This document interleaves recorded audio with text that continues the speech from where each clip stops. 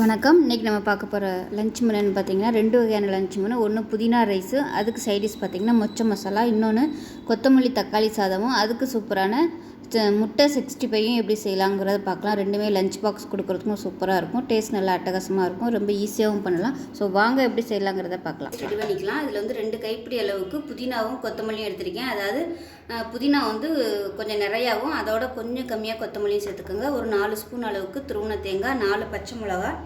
இதில் வந்து நல்லா ஒரு டீஸ்பூன் போல் இஞ்சி பூண்டு பேஸ்ட் சேர்த்துக்கலாம். நான் வந்து பேஸ்ட்டாக வச்சுருந்ததுனால யூஸ் பண்ணியிருக்கேன். இல்லைன்னா 4 பல்ப் வந்து பூண்டு சேர்த்துக்கோங்க. ஒரு சின்ன துண்டு வந்து இஞ்சி சேர்த்துக்கோங்க. இப்போ இது எல்லாத்தையுமே நல்லா நைஸாக அரைச்சிக்கலாம்.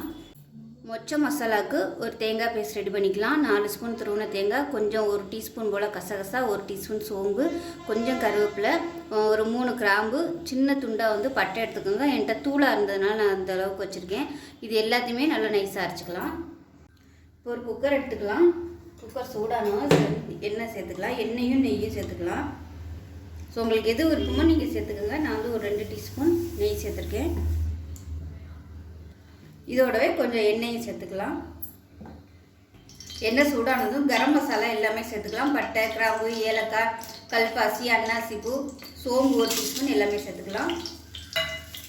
இப்போ எல்லாமே நல்லா பொரியட்டும். இப்போ எல்லாமே பொரியவும் மீடியம் சைஸாக ஒரு வெங்காயம் நீளமாக நறுக்கினது சேர்த்துக்கலாம். இது நல்லா வதங்கட்டும். வெங்காயம் வதங்குறதுக்கு உப்பு சேர்த்துக்கலாம். இப்போ வெங்காயம் வதங்கிட்டு இருக்கு. நான் வந்து பார்த்திங்கன்னா ஒரு கைப்பிடி அளவுக்கு உருளைக்கிழங்கு எடுத்திருக்கேன். அதாவது மீடியம் சைஸ் ஒரு உருளைக்கிழங்கு. இது வந்து இந்த சைஸ் கட் பண்ணி வச்சுக்கோங்க. அதை இப்போ எண்ணெயில் சேர்த்து நல்லா வறுத்து எடுத்துக்கலாம். இதுக்கு பதிலாக நீங்கள் கேரட்டு, பட்டாணி எது இருந்தாலும் சேர்த்துக்கலாம். இந்த எண்ணெயிலே வதக்கிட்டோம்னா உருளைக்கிழங்கு வந்து நல்லா மொறுமொறுன்னு வந்துடும். இப்போ கொஞ்சமாக உப்பு சேர்த்துக்கலாம். உருளைக்கிழங்கு வந்து உப்பு பிடிக்கிறதுக்காக உப்பவே சேர்த்தனால இந்த உருளைக்கிழங்கு வந்து உப்பு பிடிக்கும். உப்பு வந்து கவனமாக சேர்த்துக்காக ஏற்கனவே வெங்காயம் வதக்கையில் உப்பு சேர்த்துட்டு இது கூடவே ஒரு 10 முந்திரி பருப்பு சேர்த்துக்கலாம். இது வந்து ஆப்ஷனல் தான். விருப்பப்பட்டால் சேர்த்துக்கோங்க. சேர்த்திங்கன்னா உங்களுக்கு நல்ல ஒரு ரிச்சான டேஸ்ட்டு கிடைக்கும். அந்த முந்திரி பருப்போட ஃப்ளேவர் வந்து அந்த சாதத்தில் இறங்கும்போது நல்ல ஒரு ஃப்ளேவராகவும் இருக்கும், நல்ல ஒரு ரிச்சாகவும் இருக்கும். விருப்பம் இருந்தால் சேர்த்துக்கோங்க, இல்லைன்னா நீங்கள் விட்டுடலாம், ஸ்கிப் பண்ணிடுங்க. இப்போ உருளைக்கிழங்கு நல்லா வதங்கிடுச்சு. இந்த ஸ்டேஜில் மீடியம் சைஸாக ஒரு தக்காளி சேர்த்துக்கலாம். தக்காளி வந்து ரொம்ப சேர்க்க வேணாம், 1 சேர்த்திங்கன்னா போதும். கொஞ்சமாக மஞ்சள்தூள் சேர்த்துக்கலாம். தக்காளி வந்து ரொம்ப வதங்கணும்னு அவசியம் இல்லை, லேசாக அந்த அளவுக்கு வதங்கினா போதும். இப்போ நம்ம அரைச்சி வச்ச இந்த புதினா பேஸ்ட்டை வந்து சேர்த்துக்கலாம். அந்த புதினா பேஸ்ட் வந்து நல்லா பச்சை வாசனை போக வதக்கணும். அதில் உள்ள தண்ணி சத்தெல்லாம் வதங்கி நல்லா வதங்கணும்.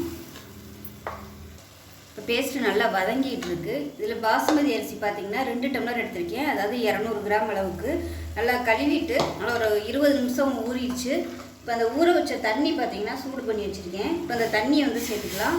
அதாவது 2 டம்ளருக்கு 3 டம்ளர் தண்ணி எடுத்திருக்கேன்.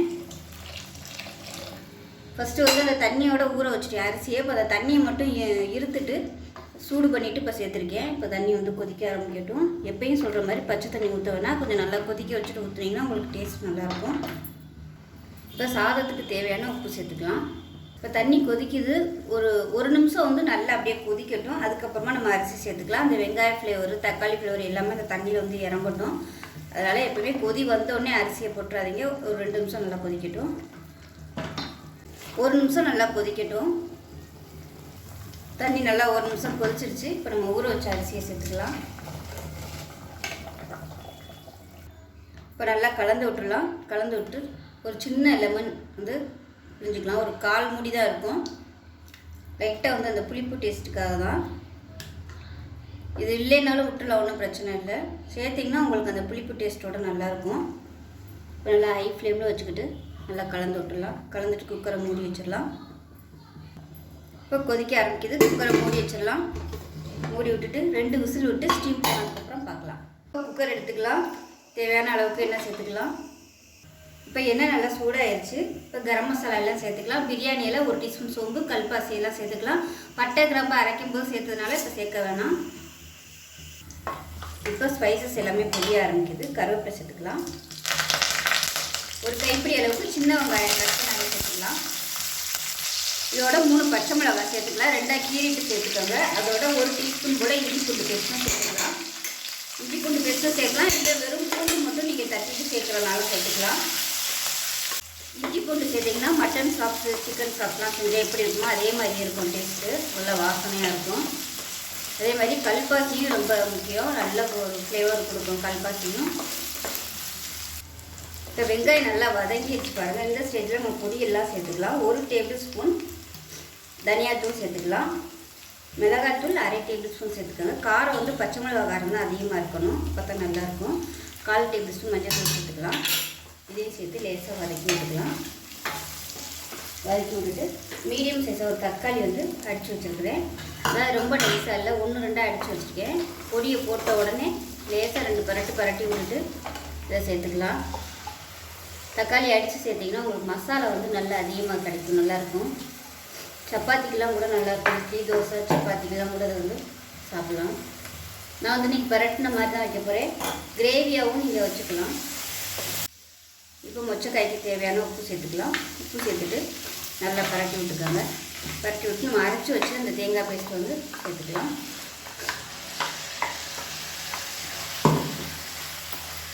தேங்காய் சேர்த்து நல்லா வதக்கியாச்சு, தண்ணி சேர்த்துக்கலாம். தேவையான அளவுக்கு தண்ணி சேர்த்துட்டு மிக்சியில் இருந்த தண்ணி கொஞ்சமாக சேர்க்குறேன். கலந்து விட்டு உப்பு செக் பண்ணி பார்த்துட்டு உப்பு பத்தில் என்ன சேர்த்துக்கலாம். இப்போ இதை மூடி வச்சிடலாம். மூடி வச்சுட்டு ஒரு 5 விசில் விடணும். மொச்சக்காய் வேகிறதுக்கு நேரம் ஆகும், அதனால் ஒரு 5 விசில் விட்டுட்டு ஸ்டீம் போனதுக்கப்புறம் பார்க்கலாம். இப்போ மொச்சக்காய் எப்படி இருக்குன்னு பார்க்கலாம். பாருங்கள், இந்த மாதிரி தான் இருக்கும். இது வந்து கொஞ்சம் உங்களுக்கு தண்ணியாக இருக்கிற மாதிரி ஃபீல் ஆச்சுன்னா கொஞ்சம் கேஸ் ஆன் பண்ணிவிட்டு வற்ற விட்டுக்கோங்க. இப்போ நான் வந்து கொஞ்சம் லைட்டாக வற்ற விட்டுக்கிறேன். சப்பாத்திக்கெலாம் தொட்டு சாப்பிட்றேன்னா இந்த அளவுக்கு வச்சுக்கோங்க. இட்லி தோசைக்கெலாம் கூட நல்லாயிருக்கும். நான் இப்போ வந்து சாதத்துக்கு வந்து தொட்டு சாப்பிட்றதால இது கொஞ்சம் தண்ணியாட்டம் இருக்குது, அதனால் கொஞ்சம் வற்ற விட்டுக்கிறேன். உப்பு கொஞ்சம் பத்தாத மாதிரி இருக்குது, அதனால் கொஞ்சம் உப்பு சேர்த்துக்கிறேன். இந்த மொச்சைக்கு மட்டும் எவ்வளோ உப்பு போட்டாலும் உள்ளே இழுத்துகிட்டே இருக்கும். நல்லா மீடியமான ஃப்ளேமில் கொஞ்சம் வற்றட்டும். இப்போ பாருங்கள், நல்லா வத்திடுச்சு. பம்பத்திடலாம். லாஸ்ட்டாக கொத்தமல்லியில் சேர்த்துக்கலாம். டேஸ்ட் நல்லா அட்டகாசமாக இருக்கும். இதே மெத்தடில் நீங்கள் மொச்சப்பருப்புக்கு பதிலாக முட்டை சேர்க்கலாம், மட்டன் சேர்க்கலாம், சிக்கன் சேர்க்கலாம். மட்டன் சேர்க்குறதா இருந்தால் வேக விட்டுட்டு சேர்க்கணும். அதே மாதிரி சிக்கன் சேர்க்குறதா இருந்தால் இதே மாதிரி ஒரு 4 விசில் விட்டுக்கணும். அவ்வளோதான், அருமையாக ரெடி ஆகிடுச்சு. ஆறுச்சுன்னா கரெக்டாக வந்துடும். சாதம் எப்படி இருக்குன்னு பார்க்கலாம். நல்லா ஸ்டீம் போயிடுச்சு. திறந்ததும் இந்த மாதிரி தான் இருக்கும். இப்போ லேசாக நம்ம கிளறி விட்டுக்கலாம். பாருங்கள், சாதம்லாம் வந்து கொஞ்சம் கூட உடையில பாருங்கள், சூப்பராக நல்லா நீளமாக வந்திருக்கு. மெதுவாக அப்படியே திருப்பி விட்டுக்கலாம். பாருங்கள், இப்போ சூடாக இருக்குது. ஆறுச்சுன்னா கரெக்டாக வந்துடும். அவ்வளோதான், நமக்கு புதினா சாதம் சூப்பராக ரெடி ஆயிடுச்சு. இப்போ பாருங்கள், ஒரு சிம்பிளான ஒரு லஞ்ச் மெனு நல்லா டேஸ்டியாக ரெடி ஆகிடுச்சு. நீங்கள் லஞ்ச் பாக்ஸ் கூட நீங்கள் இந்த மாதிரி கொடுத்து விடலாம். மொச்சை வந்து இந்த சீசனில் தான் கிடைக்கும். ஸோ கிடைக்கும்போது இந்த மாதிரி ட்ரை பண்ணி பாருங்கள், ரொம்ப அட்டகாசமாக இருக்கும். ஸோ இந்த வீடியோ பிடிச்சிச்சின்னா லைக் பண்ணுங்கள், கமெண்ட் பண்ணுங்கள், சேனலை சப்ஸ்கிரைப் பண்ணுங்கள், பக்கத்தில் பெல் பட்டனையும் ப்ரெஸ் பண்ணுங்கள். நன்றி. மிக்ஸி ஜார் எடுத்துக்கலாம். இதில் பார்த்திங்கன்னா நல்லா ஒரு கைப்பிடி அளவுக்கு கொத்தமல்லி இலை சேர்த்துக்கலாம். இதோட ஒரு 5 பச்சை மிளகாய் காரத்துக்கு ஏற்ற மாதிரி சேர்த்துக்கலாம். மீடியம் சைஸாக 2 தக்காளி எடுத்திருக்கேன். நான் வந்து 2 டம்ளர் அரிசி எடுத்ததுனால 2 தக்காளி எடுத்திருக்கேன். 200 கிராம் அரிசி எடுத்திருக்கேன், பாசுமதி அரிசி. இப்போ இது வந்து நல்லா அரைச்சிட்டு வந்துட்டு பார்க்கலாம். இப்போ நல்லா நைஸாக அரைச்சாச்சு. முட்டை வறுவலுக்கு ஒரு பேஸ்ட் ரெடி பண்ணிக்கலாம். அதாவது மசாலா பேஸ்ட்டு. இதில் 1 டேபிள் ஸ்பூன் மிளகாத்தூள் சேர்த்துக்கலாம். உப்பு தேவையான அளவுக்கு சேர்த்துக்கலாம். 1/4 டீஸ்பூன் மஞ்சள் தூள் சேர்த்துக்கலாம். கார்ன்ஃப்ளவர் மாவு நல்ல ஒரு 2 டேபிள் ஸ்பூன் அளவுக்கு சேர்த்துக்கலாம். இது வந்து 1/2 டேபிள் ஸ்பூன், அதனால் நான் வந்து 4 ஸ்பூன் சேர்த்துக்கிறேன். மிளகுத்தூள் வந்து 1/2 டேபிள் ஸ்பூன் சேர்த்துக்கலாம். இஞ்சி பூண்டு பேஸ்ட்டு ஒரு 1/2 டேபிள் ஸ்பூன் சேர்த்துக்கலாம். பொடியாக நறுக்குன கருவேப்பிலையில் சேர்த்துக்கலாம். இப்போ இதில் கொஞ்சமாக எண்ணெய் விட்டுக்கலாம். ஒரு 1/2 டேபிள் ஸ்பூன் அளவு எண்ணெய் விட்டுக்கலாம். 1/2 டேபிள் ஸ்பூன் தண்ணி சேர்த்துக்கலாம். இப்போ இது எல்லாத்தையுமே நல்லா மிக்ஸ் பண்ணிக்கலாம். வந்து முட்டையில் வந்து தடவுற அளவுக்கு வச்சுக்கணும். தண்ணி பத்தலைன்னா கொஞ்சம் சேர்த்துக்கோங்க.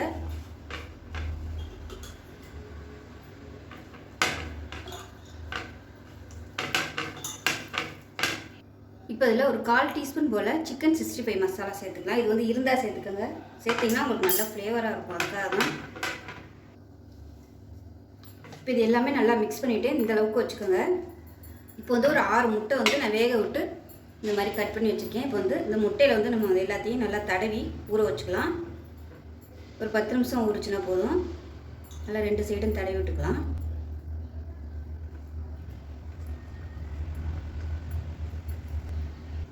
இப்போ பாருங்கள், எல்லா முட்டையிலையும் மசாலா தடவியாச்சு. இது வந்து அப்படியே ஒரு 1/4 மணி நேரம் ஊறட்டும். ஃப்ரிட்ஜ் இருந்துச்சுன்னா கூட நீங்கள் ஃப்ரிட்ஜில் வந்து கீழே வச்சுட்டிங்கன்னா உங்களுக்கு நல்லா அந்த மசாலா எல்லாமே நல்லா செட் ஆகிடும். இப்போ ஒரு குக்கர் எடுத்துக்கலாம். அதில் தேவையான அளவுக்கு எண்ணெய் சேர்த்துக்கலாம். இப்போ எண்ணெய் சூடானதும் கரம் மசாலா எல்லாமே சேர்த்துக்கலாம். பிரியாணி இலை, 1 டீஸ்பூன் சோம்பு, பட்டை, கிராம்பு, ஏலக்காய் எல்லாம் சேர்த்துக்கலாம். இதோட ஒரு 7-8 முந்திரி பருப்பு சேர்த்துக்கலாம். மீடியம் சைஸாக பெரிய வெங்காயம் நீளமாக கட் பண்ணி சேர்த்துக்கலாம்.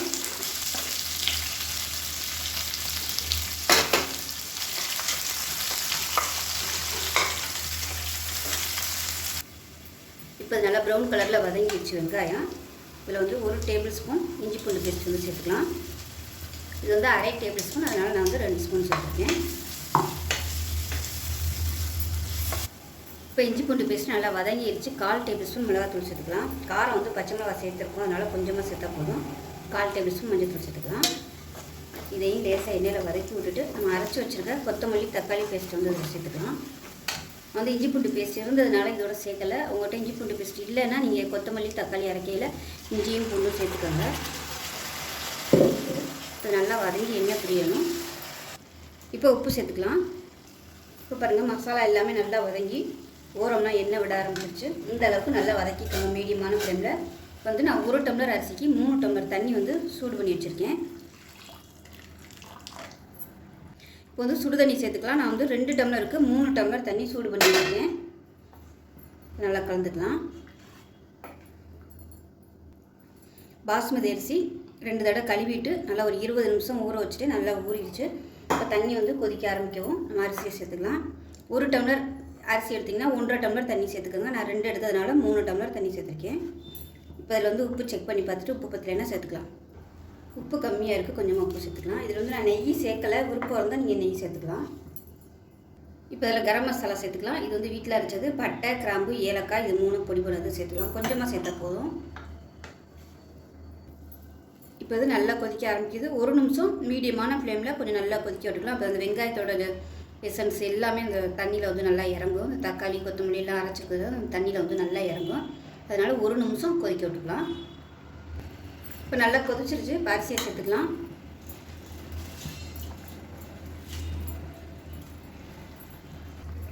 லைட்டாக கலந்து விட்டுக்கலாம். கலந்து விட்டுட்டு குக்கரை மூடி வச்சுட்டு 2 விசில் விட்டுட்டு ஸ்டீம் போனதுக்கப்புறம் பார்க்கலாம். இதில் விருப்பப்பட்டால் மேலாப்பில் நீங்கள் நெய் சேர்த்துக்கிறதுனாலும் சேர்த்துக்கலாம். அரிசியை சேர்த்து இப்போ கொதி வர ஆரம்பிக்குது. இந்த ஸ்டேஜில் மூடி வச்சிடலாம். மூடி விட்டுட்டு 2 விசில் விட்டு ஸ்டீம் போனதுக்கப்புறம் பார்க்கலாம். இப்போ பார்த்திங்கன்னா முட்டை நல்லா ஊறிடுச்சு. ஒரு பேன் எடுத்துக்கலாம். இதில் வந்து முட்டை வந்து நம்ம வறுக்கிற அளவுக்கு எண்ணெய் விட்டுக்கலாம். நீங்கள் வந்து தோசைக்கல்லில் வறுக்கிறதா இருந்தாலும் அந்த மாதிரியும் பண்ணிக்கலாம். இப்போ எண்ணெய் சேர்த்தாச்சு. இந்த அளவுக்கு மட்டும் எண்ணெய் சேர்த்துக்கோங்க. ஒரு 2 டேபிள் ஸ்பூன் எண்ணெய் இருக்கும். இந்த மாதிரி அகலமான கடாயை எடுத்துக்கோங்க. இப்போ எண்ணெய் நல்லா சூடாகிடுச்சான்னு செக் பண்ணிக்கோங்க. இப்போ நம்ம வந்து ஊற வச்சுருந்த முட்டையை வந்து அதை சேர்த்துக்கலாம். ஃபஸ்ட்டு பொடையில் இந்த மாதிரி கமுத்தி விட்டு போட்டுக்கோங்க. அதுக்கப்புறமா நம்ம திருப்பி விட்டுக்கலாம்.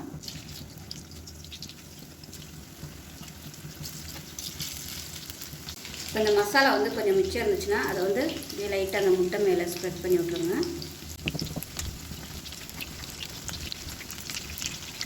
அடுப்பு வந்து கொஞ்சம் நல்லா மீடியமாக இருக்கட்டும். இப்போ வந்து ஒரு 2 நிமிஷம் ஆனதுக்கப்புறம் எல்லாத்தையும் திருப்பி விட்டுக்கலாம். திருப்பி இந்த சைடு நல்லா ரோஸ்ட் ஆகட்டும். பாருங்கள், இந்த மசாலா வந்து நல்லா அந்த முட்டை மேலே கொட்டாயி சூப்பராக வந்துருக்கு. பாருங்கள், ஒரு 2 ஸ்பூன் வச்சுக்கோங்க. 2 ஸ்பூன் வச்சுட்டு திருப்பி விட்டுக்கோங்க.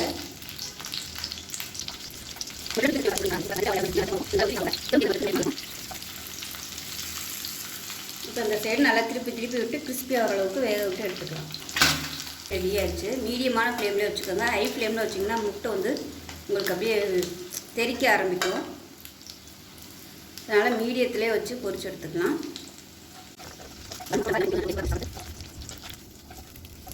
பாருங்கள் அருமையான முட்டை 65 சூப்பராக ரெடி ஆயிடுச்சு.